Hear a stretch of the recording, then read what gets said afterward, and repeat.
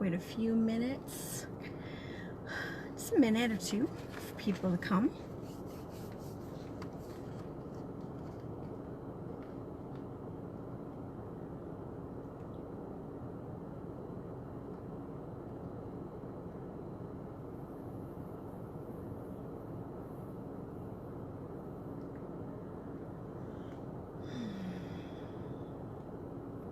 All right. Hi there, folks. It is Tuesday, obviously, and we are on Real Estate Tuesdays.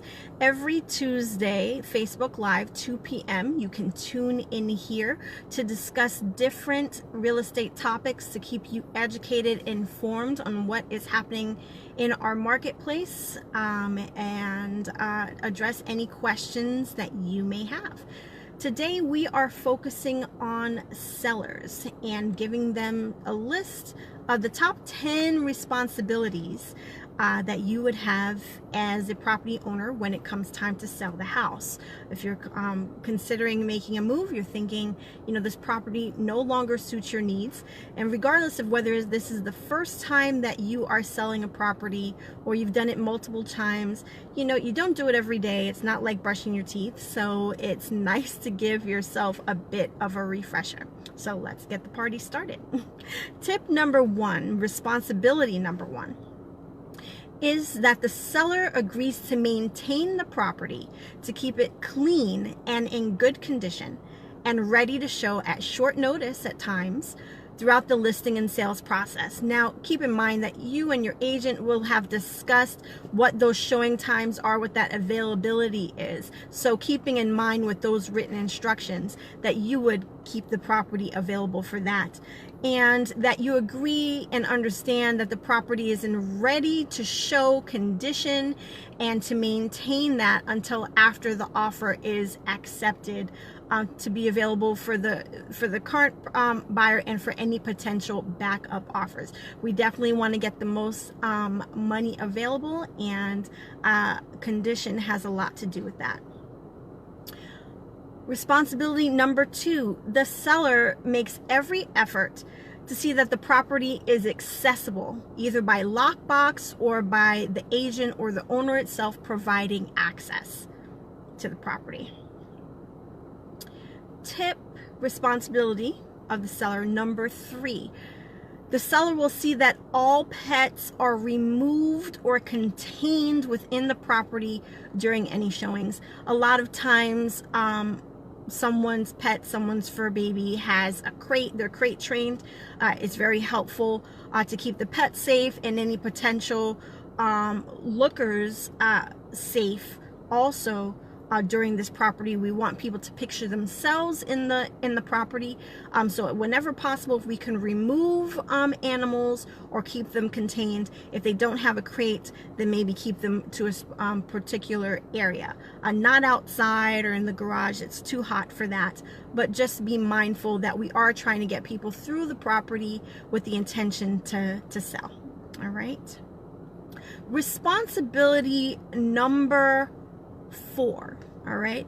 The seller agrees to notify their realtor of any personal circumstances that may be occurring, anything that can change the status of the listing, a separation, divorce, any bankruptcy, considering refinances, any quitclaim deeds or transfer of titles, if the property was vacant and now there's a tenant in place, which affects showability. Make your realtor, your real estate agent, aware of the change in status, so that they can properly prepare their marketing and their procedures to show the property in its utmost, in its proper and best light. Another responsibility would be always ringing. Number five will be the seller will notify the listing agent immediately if they become aware of any type of violation with regards to permits or any code violations, any zoning changes that may affect the saleability of the property. If you know of any change like that, bring it up to your realtor, and the two of you can decide how, you know, how best to address that.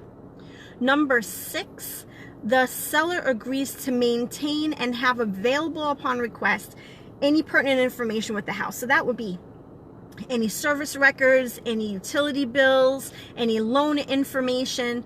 Depending on the financial status of the house, the agent may not need that loan information, but your escrow officer would for payoffs, and that would be for interested buyers and other agents to educate potential buyers on the property. Number 7 responsibility would be that the seller agrees to not attempt to negotiate with other potential buyers or agents unless requested by their agent. Really, you hired your realtor. Let that realtor do their job, which is to sell the property as quickly as possible for the most amount of money. If you run into someone who is interested in the property, be sure to pass that information off to your realtor so that they can make sure that they can negotiate and determine whether this is a possible sale with your best interests in mind, with lack of any emotion. Seller responsibility number 8. The seller agrees to return phone calls from their listing agent fairly quickly. Same day is best. Hi there, Michael. Same day, it really is best, but definitely within 24 hours. Please make your realtor aware if there are any changes to your availability that are significant and may affect this process. That brings us to tip number 9, seller responsibility number 9. The seller agrees to notify the agent if they're going to be out of town or unavailable for longer than 24 hours, just to make sure that we are getting back to people that have any interest in the property in a timely fashion, responding to any other timelines that we may be a party to if we're under contract, if there's inspection periods, appraisal, need to have access, whatever the case may be. We do understand that life exists outside of this real estate transaction, but we do want to empower your real estate professional with as much information as possible to do the job, and that job is to represent your best interest to the best of their ability. All right. Next tip would be to seller to vacate the property for showings whenever possible. Really, we want the person to walk through and see themselves there, whether it's their furniture, families, whatever their daily activities are. You don't come with the house, all right? And so we want to make sure that they can envision themselves in the property going forward, and it is very helpful for them to have access to the property for some time. First showing, second showings, those times may be different, to really soak up the vibe of the place, if nothing else, and see if this could truly work for them. A lot of times people, potential buyers, shy away from occupied properties. It's fairly common question. Do we have to look at any occupied properties? I want to be able to be in the house for an extended period of time, and that extended period of time is usually 30 minutes, 20 minutes, and I don't want to disturb the current occupant, the current homeowner. Well, it's not a disturbance. You are a qualified potential buyer of this property, and they want you to be able to come through and be able to picture yourself there. Now, sometimes you walk into a place and you realize that regardless of what the pictures and the write-up said, this is not the place for you. You know it, the current homeowner knows it, and you thank them for their time, you go about your way. But they put the house on the market knowing that there would be traffic, hoping that there would be traffic and interested parties. And so we want to make sure that we make the property available for those interested parties as much as possible. showing times are typically 7 days a week from 8 a.m. to 9 p.m.